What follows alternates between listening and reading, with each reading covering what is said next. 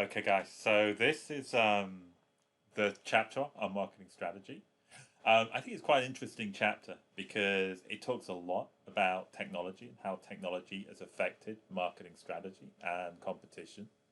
And as we found out in some of our class discussions, technology has affected retailing, technology has affected quite a few different sectors of the economy. So I think it's kind of quite interesting and relevant. We're going to talk a little bit about, general global marketing strategy. Are we aiming for global segments of consumers? Or are we kind of honing in on very specific sets of consumers? We'll talk about how in a global environment, how does marketing interface with research and development and operations? And we'll talk a little bit about, this idea of regionalization. Do we have to adapt our product for certain regions? And then we will finish with something called competitive analysis. I'll demonstrate a tool called the SWOT analysis, where we will use it to examine, and this will be useful for your projects, the strengths and weaknesses of my operation relative to competitors. So this introduction, this is a little bit of almost propaganda from the book, where the book is very much pro-global business. It's saying, become completely globalized, national boundaries are irrelevant. I wouldn't say this 100%. We still have nationalism, we still have natural boundaries. But the fact is, with growing multinational corporations, with people moving more throughout the world, we are in a more globalized world than we were, say, 50 or 60 years ago. Okay, so let's talk about international information technology. And some of this is kind of pretty much obvious. Online communication, what are we actually communicating with when we do this class? We're going to use a lot of Zoom, things like online focus groups. The fact that we have all this data at this fingertips allows us to manage in real time. I used to, one of my kind of corporate jobs was to produce reports on sales, reports on finances, how well certain salespeople are doing. And generally what I would do is I would actually go to the database, and there was a tool called Crystal Reports, and I'd actually go and produce a very specific management report. But these days, management will have all that information available, and they will be able to access it from the dashboard. So we'll talk a little bit about this idea of e-commerce. What is an e-company? A company that's, very internet and IT enabled. And we'll talk a little bit about some of the kind of consequences of this, that products diffuse a little bit faster, that we have this idea. And again, the book talks about global citizenship. That's not quite there yet. But the fact is that some people consider themselves, not just citizens of a certain country, but global citizens. And somewhere in there, I've actually put in a slide talking about what is very much a buzzword, is blockchain. So let's start with some examples of the usages of IT in the current environment. We talked this week in our little mini case about how Amazon has kind of really profited from this pandemic. And one of the kind of the growth areas of the use of IT is in transportation analytics. So Amazon actually has a shipping process where they predict what products will be ordered in different areas at different times. And then they will utilize this and push certain sets of products to kind of their regional hubs, and this allows them to be more efficient. So they're using computers, and they're using analytics to improve some of their processes, improve their supply chain. Here's another example of transportation analytics. Transmetrics is an analytics firm, and they basically do a lot of standard transportation analytics, so demand forecasting. Where is, if I'm shipping from China, where do I need to ship to? What's my demand going to be? How can I do this most efficiently, in the minimum number of cargo loads?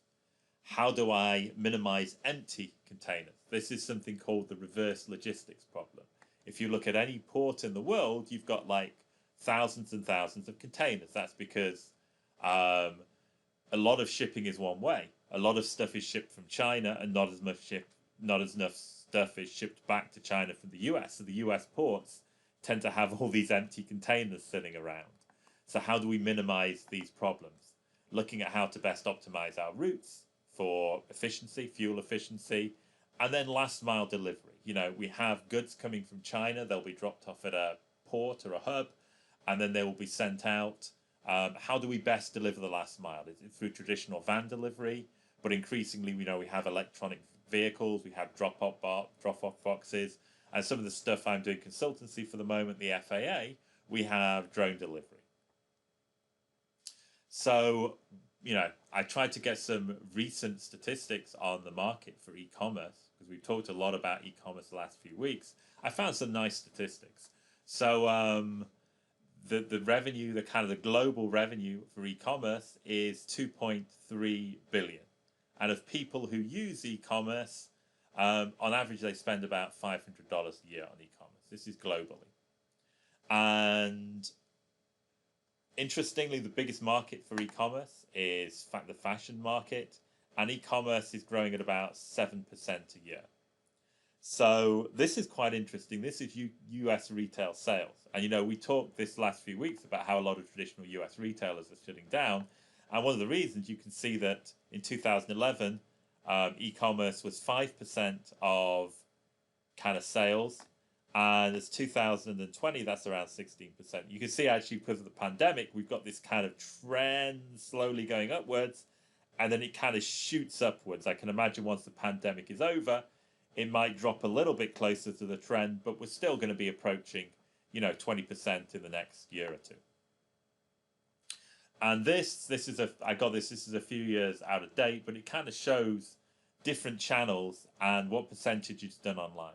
So, for example, books are kind of 30 to 40% of them are sold online. That's why a lot of traditional bookstores such as Barnes and Nobles, Borders have been shutting down. Fashion and apparel, these are somewhere in the middle, and groceries is something of a laggard. Though again, with kind of hybrid options like pick up and collect, this is probably like shot up over the last year or two during the pandemic.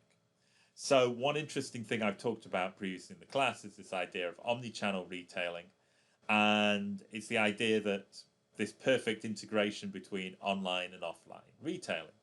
So somebody searches on the phone for certain products, they go into a store, the products are waiting, they've got a personal shopper helping them to try on the product. They can try on the product, and then they can, like, you know, check any coupons as they go into the store, any promotions, and can also return either online through online or offline channels. So it's this kind of perfect integration of different kind of channels. A few other things to think about when it comes to IT: EDI, electronic data integration. It's a bit of a buzzword, but it's actually something quite important. So if you think about Procter & Gamble, you know, they make a lot of our kind of core, or even Unilever, they make, you know, most shampoos are made by one of these big companies. And they will generally have some sort of integration of their systems with Walmart systems. So for example, if Walmart thinks the product is getting low, they will automatically order from Procter & Gamble. And they can actually access the Procter & Gamble systems and get the order out. So, you know, EDI, electronic kind of data interchange or integration, means that as long as there's a degree of trust, so Procter & Gamble and Walmart trust each other, they can kind of merge their systems at a certain point and kind of make ordering and associated things a lot smoother. IT is being used a lot now in customer service and customer care. It's not just a case of having a phone center where you phone up if you have a problem. We have, for example, mobile apps for customer service. We have chatbots for customer service. We have, like, you know, a unified system. So, you know, a customer comes into our system. We can actually have a certain degree, a level of service expectations. So we can also, for example, if a customer complains about us on social media, we can respond straight away on social media. So again, customer service has become very, you know, IT is now at the core of customer service. So here's some interesting things on social media. I just talked about social media. Now, social media is used for lots of things. It's used for brand building. It's used for engaging with customers, gaining followers. for getting feedback from customers. So social media for customer service. Social media is used for a lot of things. This is actually the current up-to-date social media environment. So we see that Facebook, the biggest social network, is been growing very, very slowly. This was kind of big with my generation, but apparently it's not quite as cool for kids these days. Instagram is probably the topic of one of the platforms of choice for the younger generation. Allows them to share content and photos. Twitter, slowly increasing market share over time. Pinterest, which I have no real interest in. This is kind of grown to about 20% penetration. Generally, people sharing things they think interests them, fashion items, things like that. Just a way of kind of almost like an online scrapbook. And then Tumblr with about 8% of the population.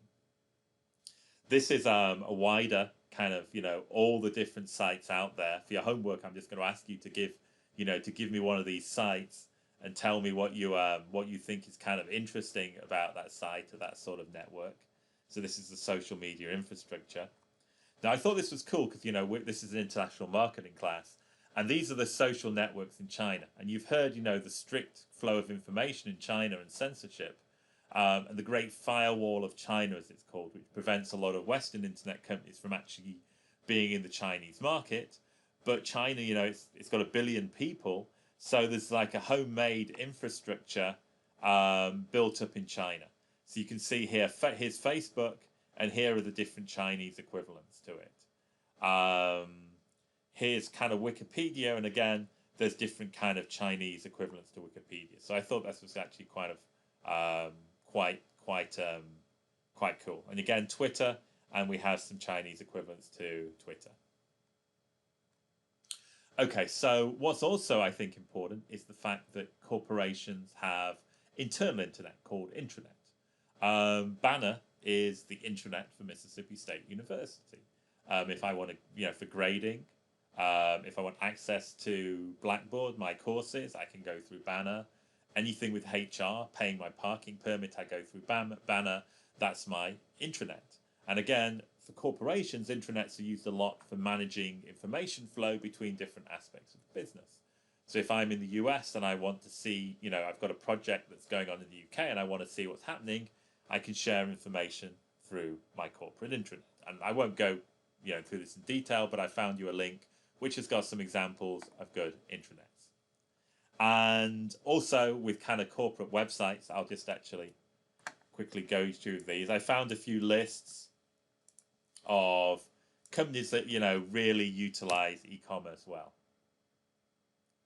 So again, this is not the focus of this class, and I am not I certainly would never claim to be some sort of UI or design expert. I think, as I've told you before, when I used to do interface design in application development, I always got told off for my bad sense of color coordination. But here, I just gave you a few lists. If you're interested in kind of the web design aspect of marketing, of websites that are really nicely done and have like pretty nice user experience.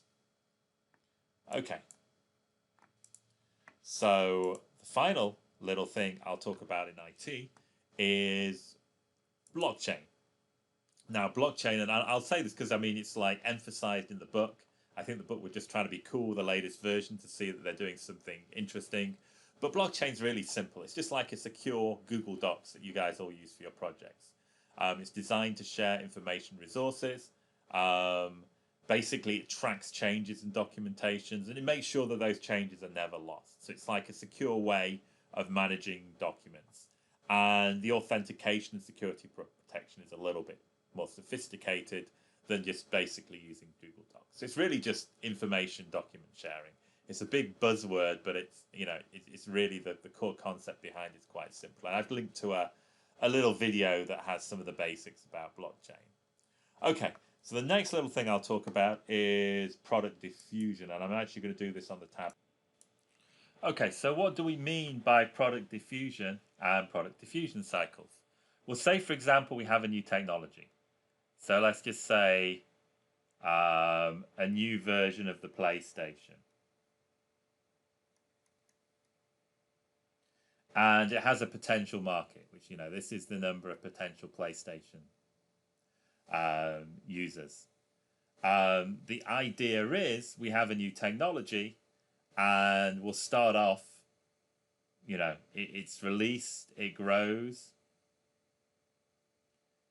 more and more and more, and it tails off. Now, PlayStation maybe wasn't the best idea because a lot of people would actually utilize that. But let's just think of a technology in general. Let's just say, for example, the third generation phones.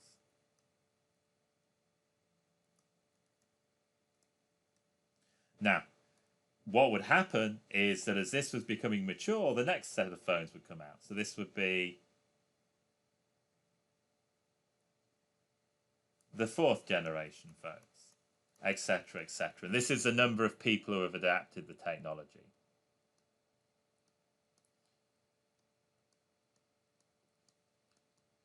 And the idea is through internationalization, these what we call product cycles, so I have here and here, these product cycles are becoming shorter.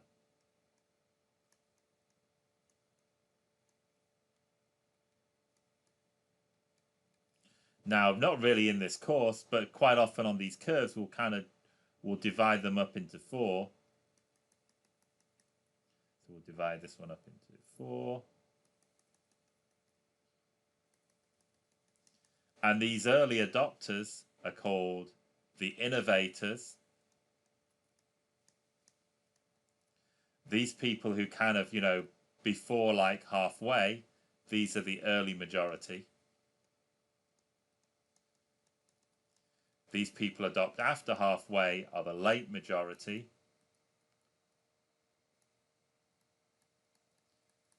And these people who lag at the end are called the laggards. So, for example, I took a long time to get a smartphone. I mean, I taught a class on internet marketing and I lost kind of credibility with my students because I didn't yet have a smartphone. So in that case, I was one of the laggards in that product class.